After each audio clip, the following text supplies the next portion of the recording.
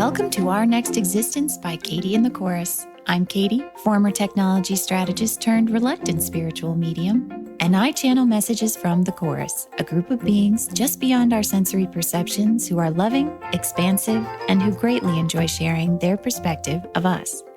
Join us each week as we share and discuss their ideas about humanity's existence, purpose, and future. Concepts you can draw from to accelerate your path, expand your perceptions, and ultimately step into the flow of the universe and your life.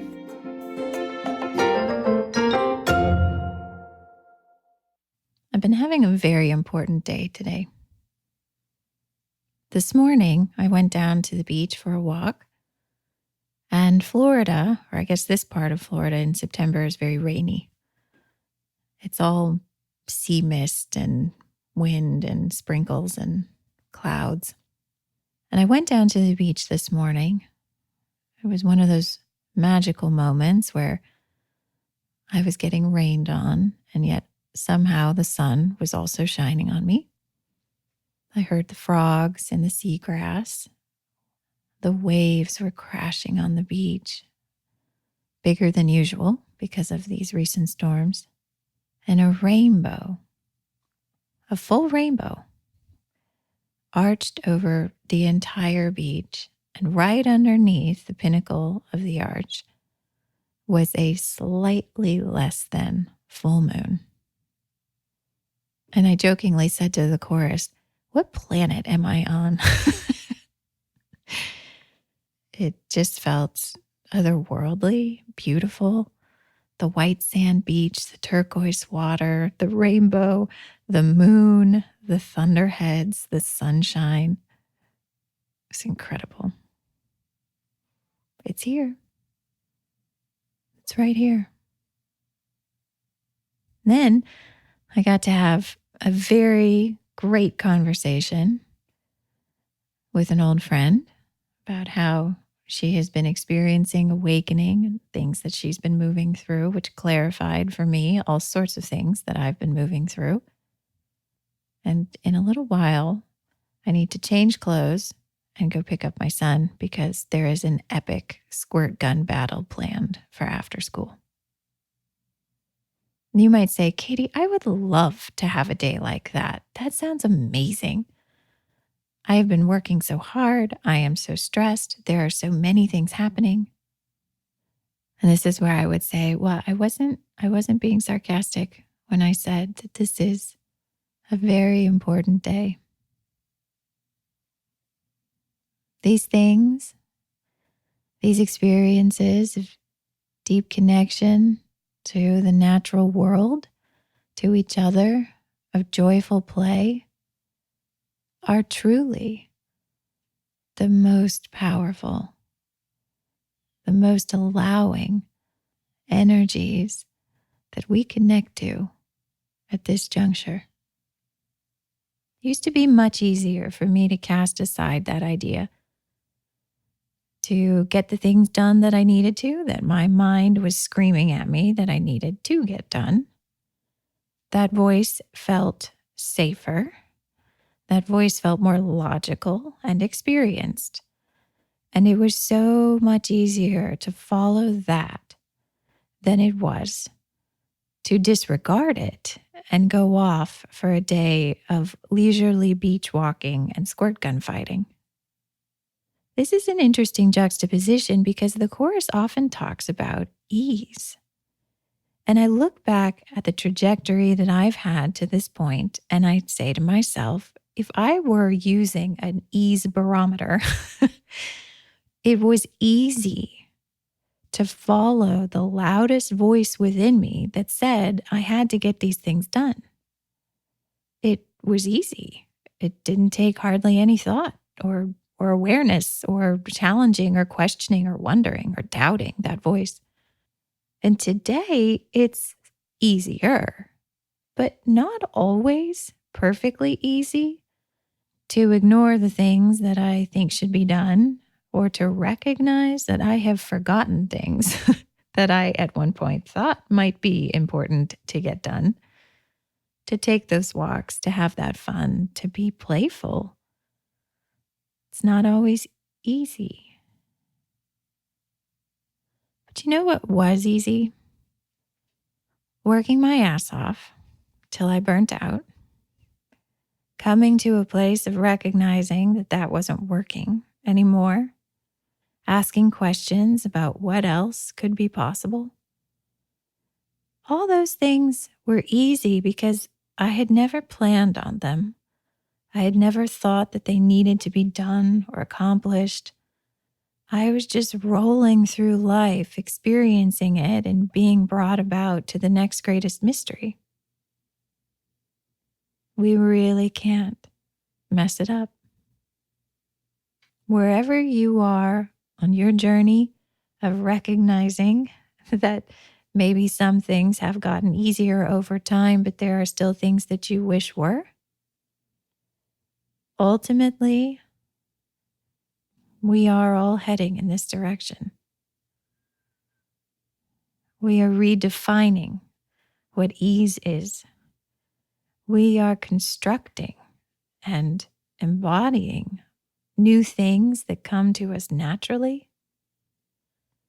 We are changing the definitions of what we think is important, what resonates deeply with our hearts as an ideal way of existing, of experiencing a morning, an afternoon, or an evening.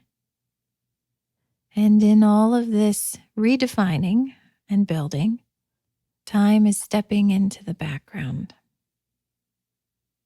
It is loosening. It is flexing. It is expanding to fit all of these things that we are now creating and becoming.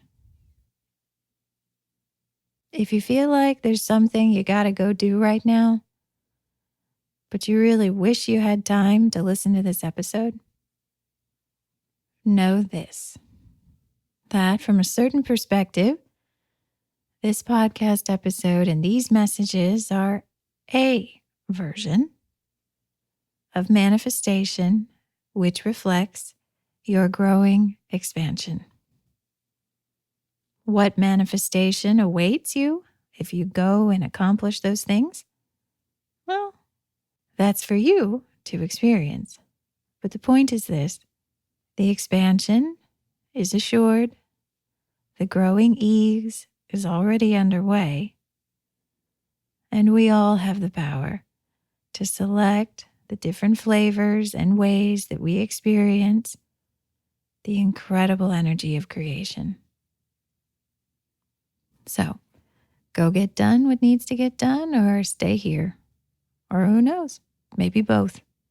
Either way, and in all ways, you will get there.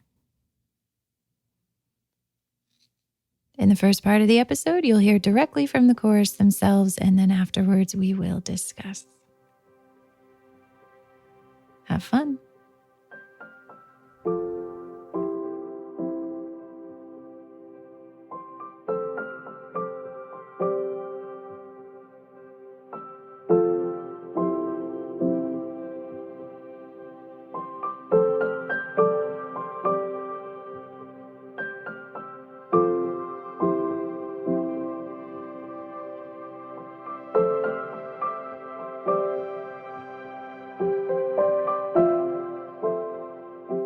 Our dear friends and cherished ones, we have long awaited your arrival at these frequencies. We've watched you most carefully in your recent time periods as you have approached what we might call an important juncture or crossroads, in which many more of you will be able to access frequencies from which you might be able to detect or to discern many of us. Do you know what it is like to wait to be seen? This is much like our experience here with you in this creation of a reality that you constructed.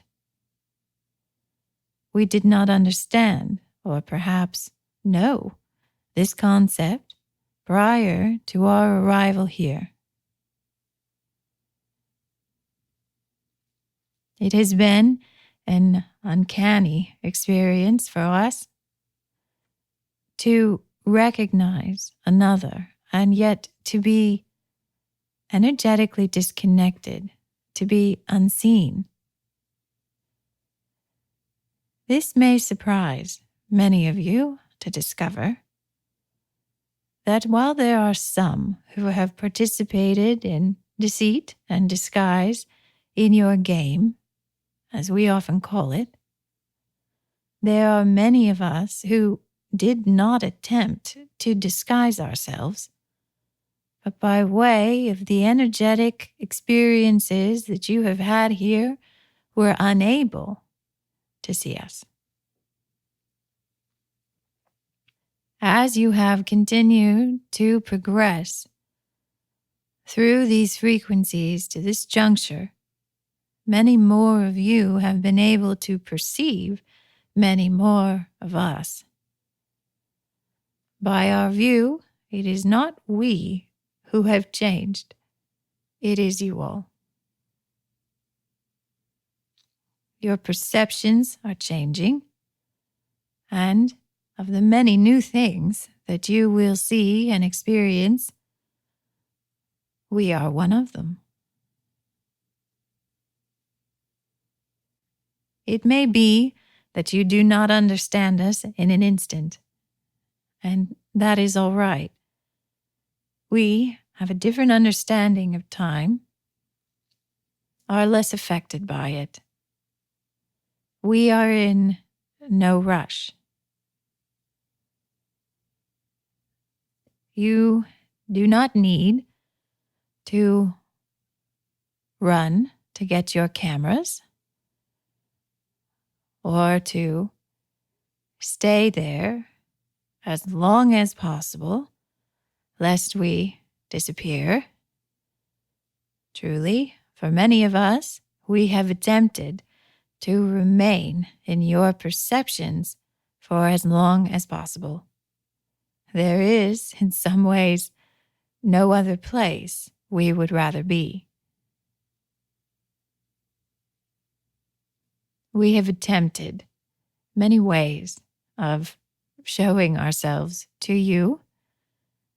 There are many among our kind and connections who have created very clever methods of being seen by a human. We will delight in sharing these creations with you when you desire it.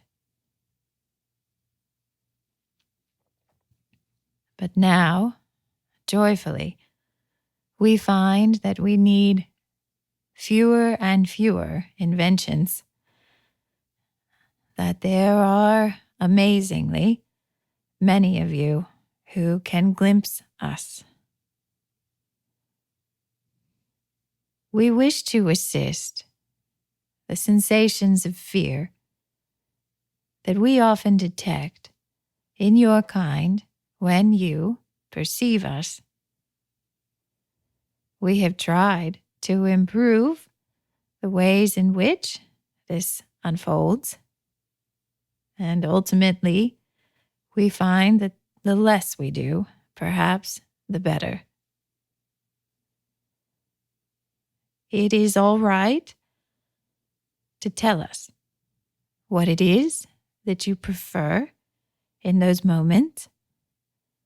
Many of our kind can hear you, can understand what you are expressing. We would be delighted to oblige.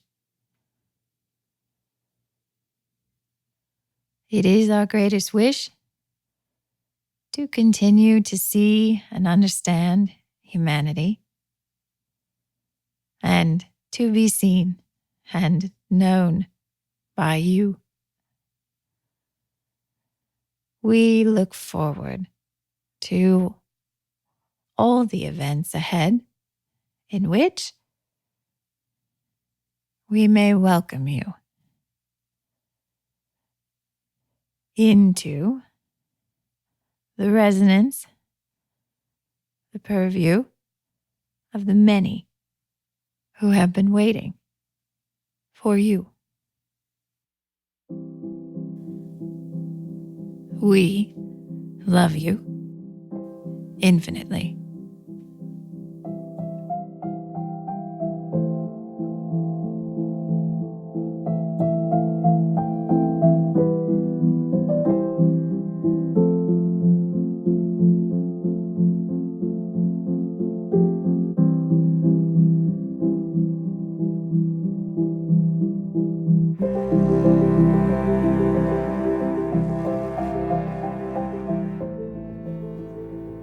The further you go in awakening, I feel like the harder it gets to categorize and classify things.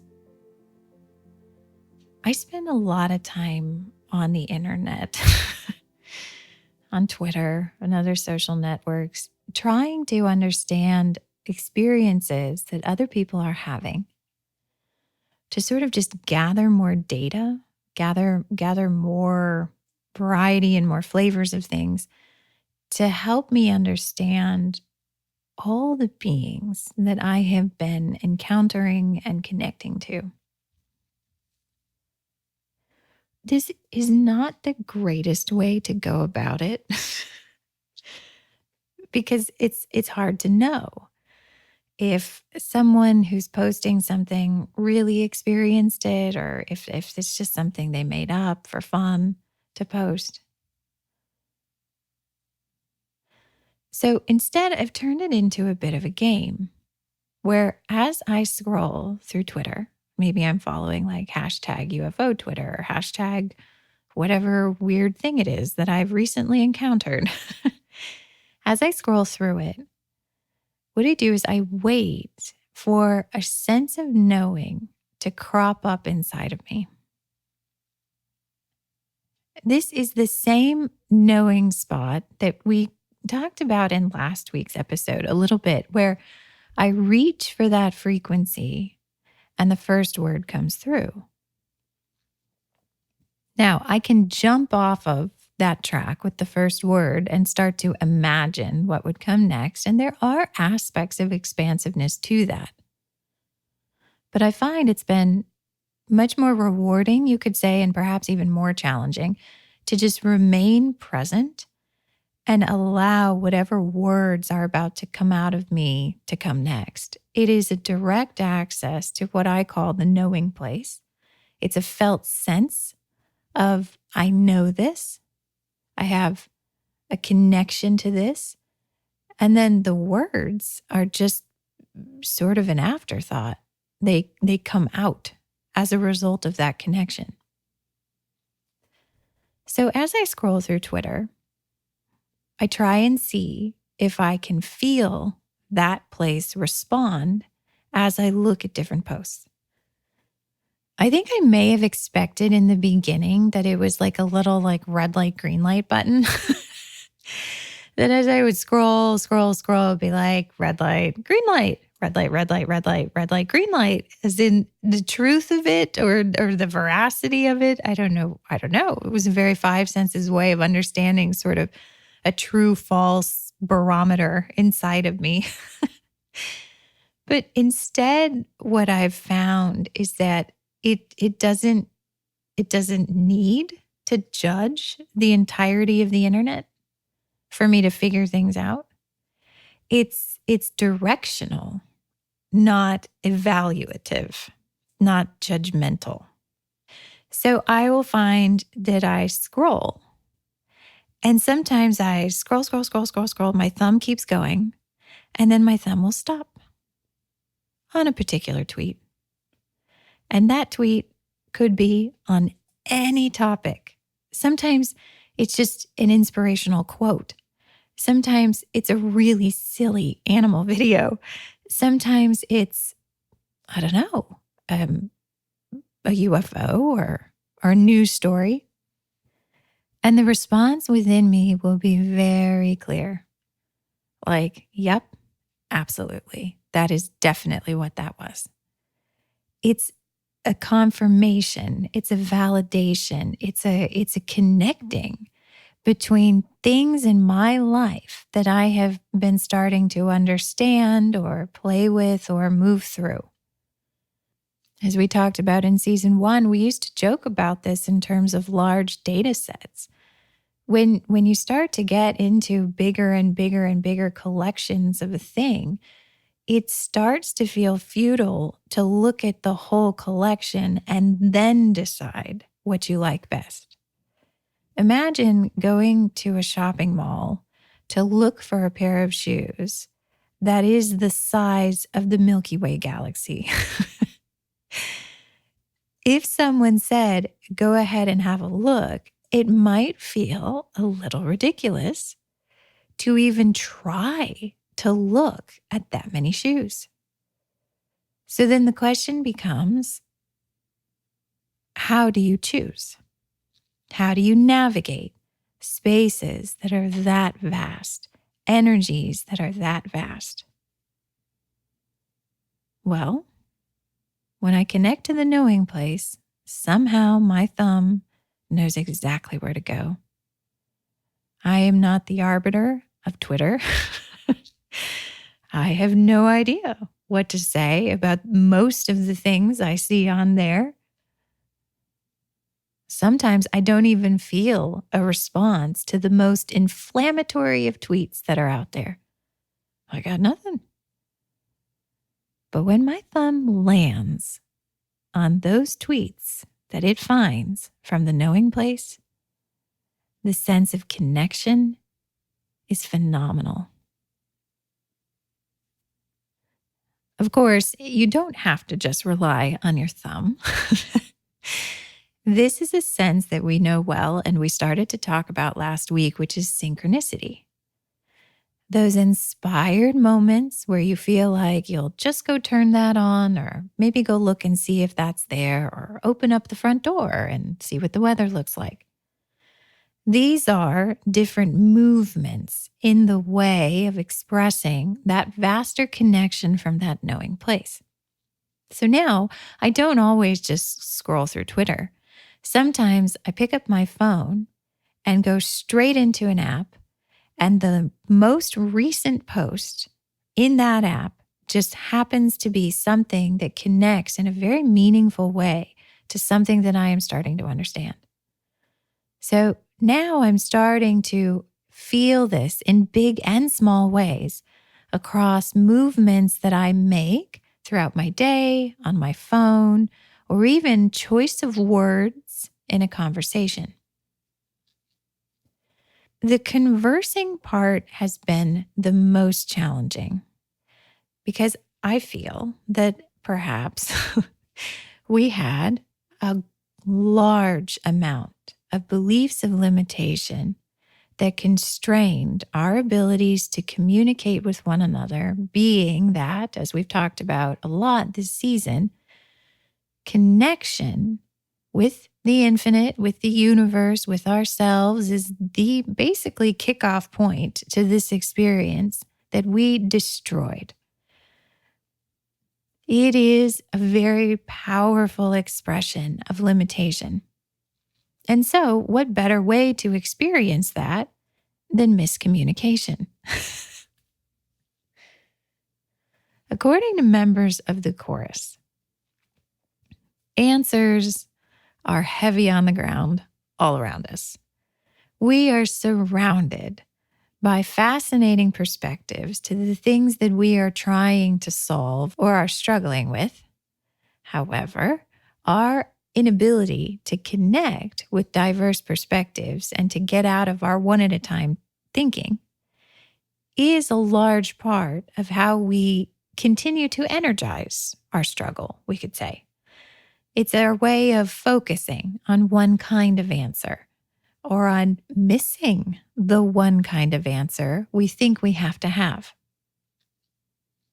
Conversations in an energetic place might look very meandering and very much nonlinear, because from that vaster energetic place, there is less of a focus on the thing that needs to be understood that is not yet understood, and more of a full body expression of all the dynamic ways in which we are connecting to the universe at that moment in time.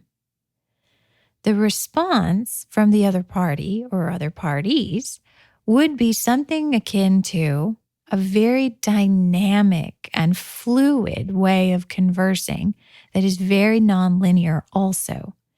Answers might come out of them, perspectives might come out of them that are in response to our energetic place that may seem from a five senses perspective very disparate and very disconnected. You'll start to see some of this communication cropping up already in energetically connected people. And you'll find us still consciously aware of a sense that what we're saying and what we're doing is breaking some of these linear rules of communication. Some of the things you might hear people say are, well, I don't know why I just said that, or that just came up for me, or I don't know why I'm thinking that right now, but maybe that connects. There is a way that many people have who are starting to sense this of excusing or permitting in some ways the nonlinear topical progression that is rising up within them from the perspective of that energetic place as they connect with the other person. As this progresses, for some, it becomes so nonlinear and they are so in the perspective of the energetic place in which they are resonating that they will begin to drop in what the mind might consider complete non sequiturs, things that are completely disconnected from the perspectives or the linear conversation that is unfolding. In some cases, it may even feel like it bursts right out of them. A piece of advice, a message, something they have to communicate that practically interrupts what it was that was being linearly communicated. I have heard and resonate with a variety of perspectives on whether or not this is a good thing. Should energetic people sort of just spew their energetic messages all over the place? Is that to the benefit of the recipient? If the recipient did not consciously ask for the answer to that question that they did not consciously know that they were asking, is it appropriate for someone to basically bombard them with their energetic perspective that they are somehow connected to outside the lines of communication? If you notice in human structures, we have a lot of these lines of communication in order to maintain what we consider to be stability or efficacy or control. There are many institutions on our planet which adhere to a strict hierarchy of reporting that practically denies the opportunity for certain portions of an institution to communicate with each other at all. The silos can go laterally across the organization or vertically. You'll never have an executive talking to your run-of-the-mill hourly worker. Or similarly, you may not ever have a very junior team member working with a very senior team member, or two junior team members working with each other who are potentially on different and separate teams. We've given ourselves many reasons for the ways that we structure this communication. It eliminates distraction. It leads to faster decision making. It ensures that information does not spread farther, perhaps, than it should. And all of these are very valid perspectives from a five senses reality in which things are not known. And power is generated or even controlled by those who accumulate the knowledge. But what happens when a civilization or a group of people who had been linear communicators start to know things without needing the lines. At this juncture, we may begin to recognize just how much of our society was based upon the control and the dissemination of information in our own families, in our own workplaces, in our own institutions or governments. Much of the life of a human is spent exchanging certain portions of information and trying to find or to get the pieces of information that we each need in order to do the things that we want to do. Whether we are calling to see if there's an open table at the restaurant we want to go to tonight, or looking for permission to proceed with an experiment that has been long planned. Much of the exchange of information here takes time. And when that time starts to free up, when synchronistic experiences start to accelerate, and when we tend to just know things or stumble into things right when we need them, what happens next? A certain faction of the chorus stepped forward today that I will not even attempt to name. My categorizations are too slim at this juncture. I don't know how to say these different beings. I don't know what to call them. I feel their differences, and I imagine by this juncture many of you are starting to also. The voices that spoke up today probably feel rather distinct from the water spirits or water beings who made their appearance last week. But one delineation I have struggled with and have come back to over and over and over again is, what is the definition of an extraterrestrial, of an alien? Now, earlier in this season, I retold a few stories in which I had communicated with what you might call a group of ETs. These were beings that I did not consider to be part of the chorus, and this was simply because of the felt sense that I had of them energetically. They felt more constrained, they felt more dense, they felt practically human in terms of the concerns and the troubles that they were experiencing. Resonances that I have never felt from members of the chorus. A little further into this season, I told a story about how there had been beings who came upon our society and our game board when we began to resonate in a place of sort of greater expansion and connection. How they had been completely flummoxed when that failed to happen and transpire, and how seeing sort of our cyclical limitation, the ways in which we've locked ourselves into this game, ultimately chose to incarnate here in order to participate with us in these more limited five senses frequencies, in order to understand what was happening and how they could energetically perceive us, but also still be in some way disconnected from the complete part of us, namely the part of us that was conscious in this reality.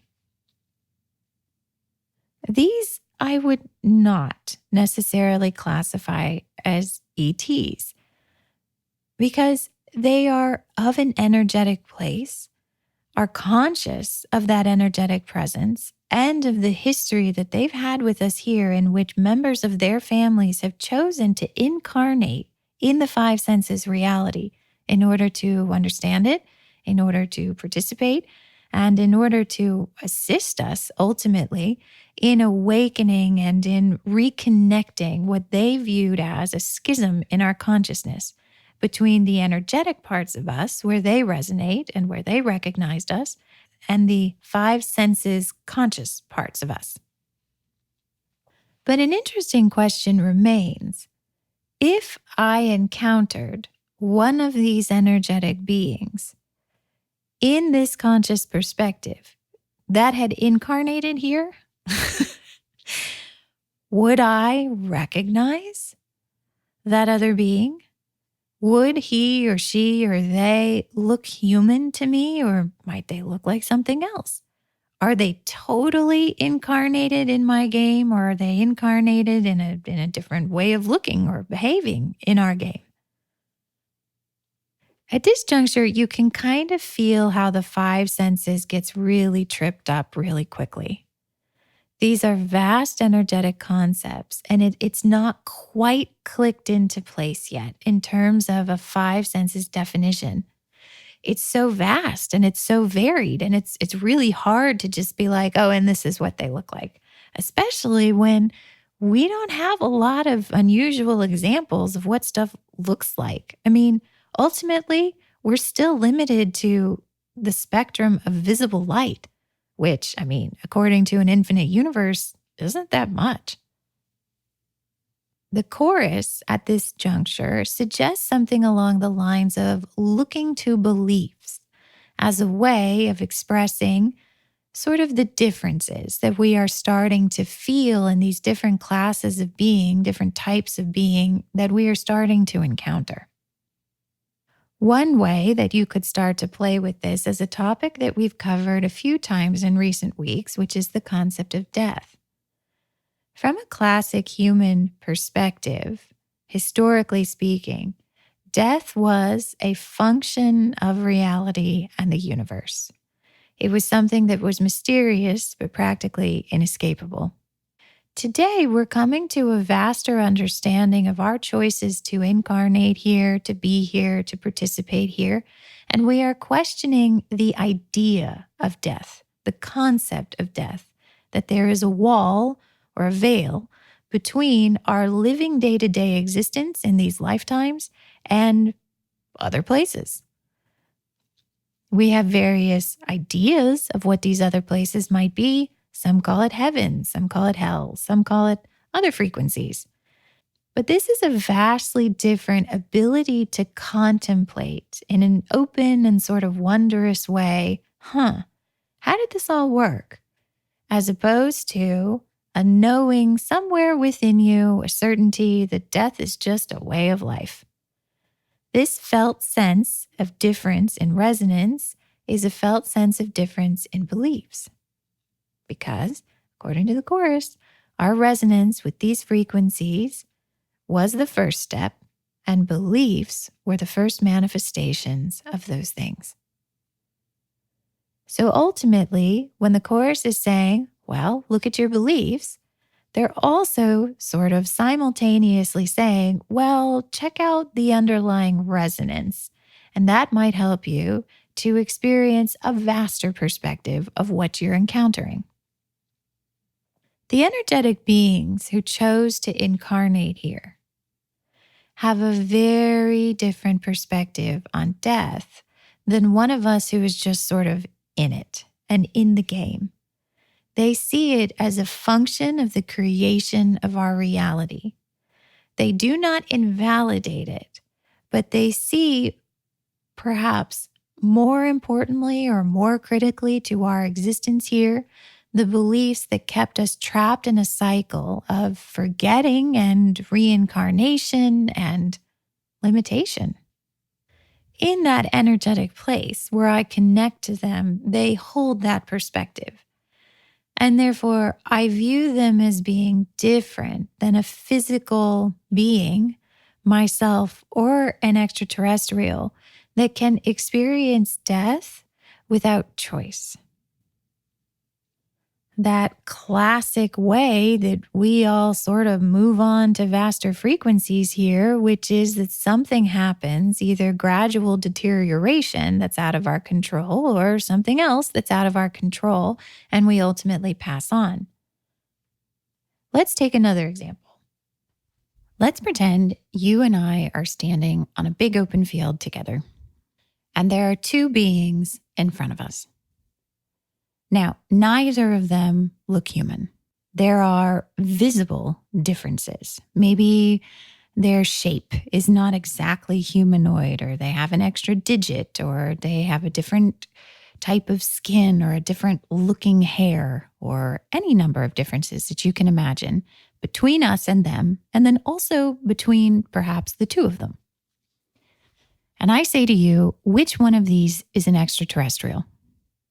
Now, from a five senses perspective, you might say, well, Katie, neither of them look human. They don't look like us at all. So, I mean, maybe kind of, but not really. So I would say they're both ETs. They're just maybe from different planets, or they're from different places. So they're different ETs. And I would say that is a very valid perspective. That is absolutely true when you are coming from a reality in which we rely on visible wavelengths of light, what we see, to tell us the differences between things. And then I say, but what if you could detect more about them? And if you remember in season 1 of the podcast, we talked about how even the mind-body expression, the physical expression of something here is reflecting to us information about their resonance. And remember, resonance begets beliefs. So if we're all standing there with heads, then there is already something that we have in common. So now this is sort of a next level of nuance, because let's pretend that we are all standing there. We all in some ways look humanoid, meaning we all have heads. So there is something that we all share. So if I then ask you, well, which one is an extraterrestrial and which one isn't? You might feel a little bit confused. What do you mean? They don't look like us. They're very different. They're not human earthlings. And we all have heads. And so they're ETs and we're from Earth. And do you feel how it starts to get a little shaky so quickly, so soon, when we start to try to tie the energetic things that we're starting to feel right down into the five senses? We're trying so hard to get to a definition of what each of these things are in our context. So let's set it to the side for just a second. And I'm going to change my questioning. I am not going to insist that something new that we are encountering right now fit into a previously created definition. I'm going to suggest that you and I create a new definition, a new understanding right now, and that ultimately it will trickle down into making sense into our five senses belief structures. So let's try it. And what we're going to do is we're going to take a suggestion from what the members of the chorus who stepped forward today made in their introductory message. We're going to use our felt sense of time to evaluate these two different beings in front of us. And you might say, Katie, I am not an expert on time. I am just barely understanding some of these concepts from this season. Like this is new to humans, and totally true. And also, you're kind of a master creator of the experience of linear time. We have created energetically vast structures that we embody in the experience of this aspect of linear time. So, looked at from another equally valid perspective, there is no greater expert in this version of linear time than each of us. And what did the chorus members who stepped forward say in this message today? They suggested that they want very much to be seen by us, and for us to recognize that they see us too. They have this sort of unhurried aspect to them. And they even said, hey, if you catch a glimpse of us, You really don't have to run and get your camera. We're trying to hang out and stay in your perspective, in your acknowledgement for as long as possible. So it's not us. It's not us that are flickering in and out. It's you. You're starting to see us. You're working through your beliefs. You're awakening and expanding. We've been hanging out here for a really freaking long time, hoping for this moment. And in fact, we've gone to great lengths to create clever, as they said, ways of helping you to see us. So let's go back to the field. And let's say now we have two beings in front of us. They look very different. They both have heads. And your mind might want to start to scrutinize even more particular differences. Well, what's different about the heads? Well, what's specifically different about the way they're standing there, right? You feel the urge to sort of just double down on the five senses and get even more specific. Okay. A focus, right? You feel the focus coming in. Okay. So let's try and be attentive. What's happening all around us in that moment? What's happening on the field? What's happening in the air? What's happening in the felt sense in our bodies where we are beautifully and perfectly perceiving a lot of energy and a lot of nuance? And then I might say to you something like, which one of these beings is in a hurry? You might say, what? Katie, I don't know. I might say, really? Really? Because, I mean, have you ever felt someone you love rush into the room and kind of rush out again, and they're preoccupied and they're clearly trying to accomplish something else, or they're late to something, or I don't know, they're kind of in their head a little bit. They have an idea of how much time it's going to take them to do something or get somewhere. Can't you just feel that sometimes? Can't you feel someone's connection to time? This may seem subtle to the mind, but is something in your body like, yeah, I know what that feels like. I know what that feels like. I can feel the pressure of time in someone else when I'm around them. I say, okay, so let's just allow maybe the possibility that we all are actually really good at feeling this because we helped to build it. And then I would say, now feel these two beings, and use your visual information too, if you want to, but you might be surprised. And at that point, if you cast your awareness sort of to the entirety of the situation, you might find that one of the beings in front of you feels very much pressured by some idea of a timeline. And you might feel that one of the other beings in front of you is so glad to be right here with you.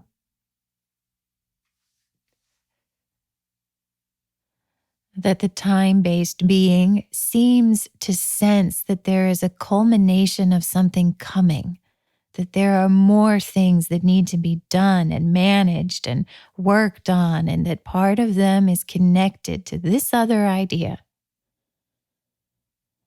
Whereas the other being seems to sense that the greatest culmination is right here in this present moment. They are without hurry.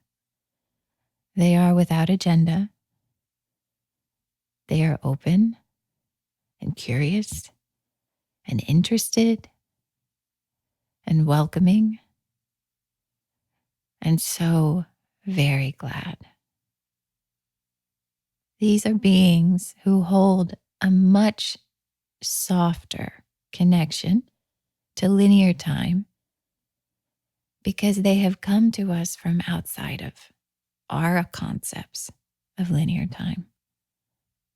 the limiting aspects of it, you might say. They seem to exist in a presence that appeals to us, that feels soothing to us.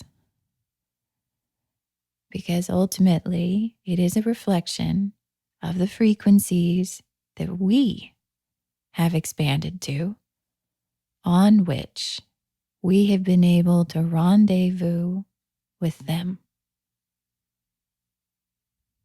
If there are beings that show up into your perception and they tell you to rush around,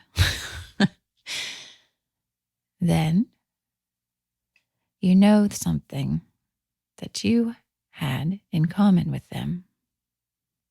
And if there are beings that show up and they say, don't worry, we'll be here. We've actually been here for a really long time and have been hoping for this moment. And we're very glad to be here. Then you recognize in them something that we are all connecting to, which is a more expanded perspective on time and on the present moment itself. My friends, there is so much that we already know. There is so much that we already have access to, understanding. We're simply coming to consciousness of it. And I will say one more thing that I'd like to point out from their message this morning, which was that they are aware of our energies. They are aware of how we're feeling. And they are interested in our desire for how best to present themselves to us. As they said today, it's okay to tell them, nope, you're freaking me out. Not today. That all is a little too loud or bright. Can you tone it down? Would you mind coming in the daytime? I'd actually appreciate if you showed up when other people were around. Can you just hang out there for 1 second? I actually prefer this other camera and I'm going to go get it. And they would say, yep, sure, absolutely. That sounds great. We've been waiting for this moment and for you to express to us from this conscious place how you feel, what you prefer. And we've got nothing but time.